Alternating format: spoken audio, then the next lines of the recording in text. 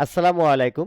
সম্মানিত শিক্ষক মহোদয়, সকলের প্রতি শ্রদ্ধা ও আন্তরিক কৃতজ্ঞতা জানাচ্ছি। তো আমরা শুরুতেই আইপিএমআইএস এ প্রবেশ করব এবং আমরা সবাই আইপিএমএস এ প্রবেশ করতে পারি। তা আইপিএমএস প্রবেশ করার পর বাম পাশে দেখুন কয়েকটি অপশন রয়েছে, তার মধ্যে স্লিপ ব্যবস্থাপনা। তা আমরা স্লিপ ব্যবস্থাপনায় ক্লিক করব।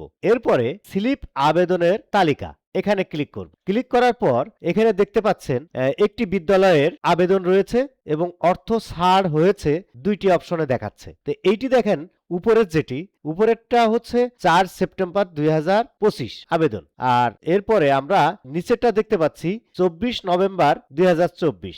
এখন আমরা 4 সেপ্টেম্বর 2025-এ যেটা আবেদন করা হয়েছিল সেইটাই দেখব। এখানে বিস্তারিত দেখুন, ক্লিক করলাম। ক্লিক করার পর দেখুন স্লিপ আবেদন বার্ষিক পরিকল্পনা, বার্ষিক পরিকল্পনা 2025। এখানে 1 জুলাই 2025 সেশন শুরুর তারিখ এবং শেষ হওয়ার তারিখ 30 জুন 2026।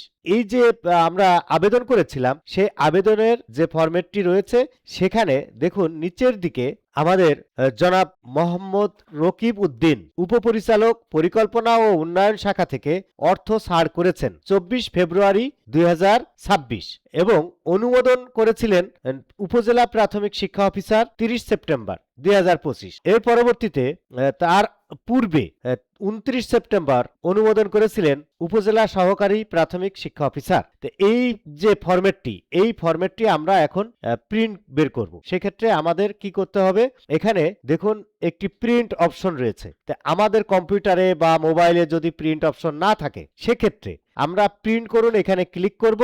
করার পর এখান থেকে যদি প্রিন্ট থাকে, প্রিন্টার থাকে, তাহলে এখানে প্রিন্টার আসবে। তখন আমরা সেভ অ্যাজ পিডিএফ এইটা আমরা এই অপশনটি দিয়ে দিব। দিয়ে দেওয়ার পর স্ক্রিনে দেখবেন যে আমাদের এই অপশনগুলো, আমাদের যে সার্চ করা হয়েছে সেই ফাইলটি এখানে চলে আসবে।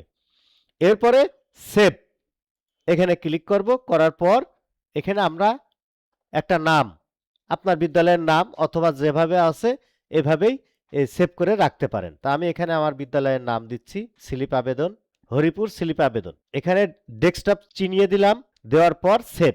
তাহলে আমার এই ফাইলটি ডেস্কটপে পিডিএফ হিসেবে সেভ হয়ে গেল। এখন আমরা কি করব, মনে করেন এখান থেকে কোথাও মেইল করব অথবা প্রিন্ট করার জন্য তো প্রয়োজন, যে কোনো জায়গায় আপনারা মেইল করতে পারবেন। তা আমরা এখন মেইলে প্রবেশ করলাম। করার পর কম্পোজ, এরপরে আপনি আপনার মেইল অ্যাড্রেস দিন, মেইল অ্যাড্রেস দিলাম। এরপরে ফাইলটি আমরা ডেস্কটপ থেকে এখানে নিব। যেহেতু আমাদের ডেস্কটপে সেভ হয়েছে, তাহলে আমরা এখানে দেখি হরিপুর স্লিপ, আমরা নিলাম ফাইলটি।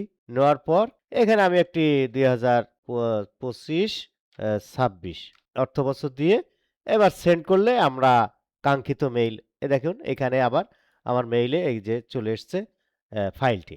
এখান থেকে ডাউনলোড করে আপনারা প্রিন্ট করতে পারবেন বা ওখান থেকেও, ওই ফাইল থেকেও সরাসরি প্রিন্ট করতে পারবেন। তা এই স্লিপ কিভাবে পরিকল্পনার আপনারা পিডিএফ আকারে নিবেন এবং প্রিন্ট করবেন সেই বিষয়টি আপনাদেরকে দেখালাম।